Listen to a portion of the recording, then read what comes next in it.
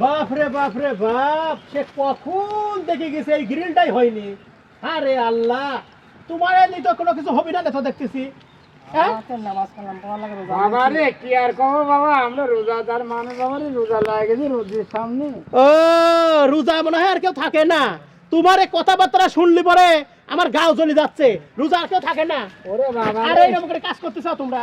বাবা রে হ্যাঁ? কি করবো বাবা, সে পরভা দেখাই যে একজন ভাত এইসব কথা বলে হবে না রে, তুমি কাজ কাজ কাজ তুলে দেওয়া লাগবে না। তাই বল কি করবে না আমি তো সব বুঝিনি।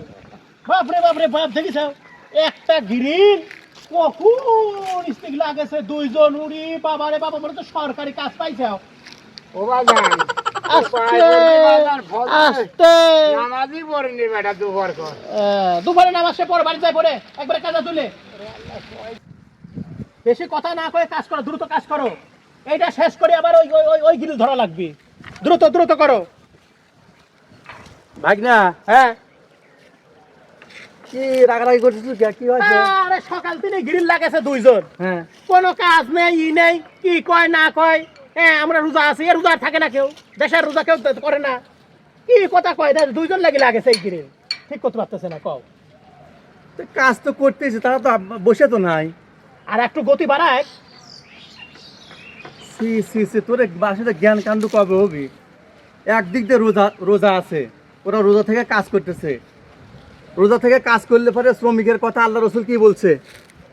যে যদি রোজার দিনে কোনো শ্রমিক কাজ করতে আসে বা কাজ করতে লিস, তাদেরকে একটু ছাড় দিতে হবে, তাদের প্রতি রহম করতে হবে, দয়া করতে হবে।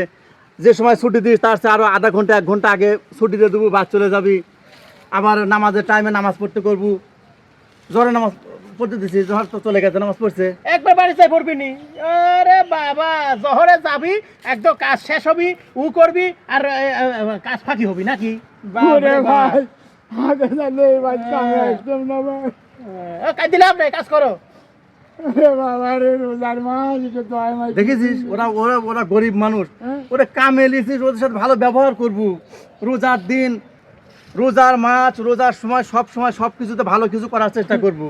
আল্লাহ রসুল কত সুন্দর করে এই শ্রমিকদের সম্পর্কে হাদিস বলতে, সব তো বললে আমি। ভাগনা, তাদের সাথে কখনো খারাপ ব্যবহার করিস না। কি আমার কথা কি বুঝলো না কি? তোরা আসলে হাদিস কোরআন পড়িস না। এখন সব জায়গায় হাদিস কোরআন কিন্তু দেওয়া আছে, ফেসবুকে, ইউটিউবে, টিকটকে। এগুলো পড়িয়ে দেখা লাগে, বোঝা লাগে, শোনা লাগে হুজুরের কথা। তুই আমার ভাগনালা, তোকে আমি সবটাই তো শিখাই। এরা দেখ, ওই দেখতে কি সুন্দর করে কাজ করতেছে, ওরা গরিব মানুষরা, ওদের সাথে সবসময় ভালো ব্যবহার করবো। ওরা দোয়া নেওয়া লাগে। আচ্ছা ঠিক আছে, শোনো, ওই আসরের আজান পড়লে চলে যায় না, তার আগে যাবি। আসরের আজান পড়লে চলে যায়, আর কিছু টাকা পয়সা ধরিতে বললে।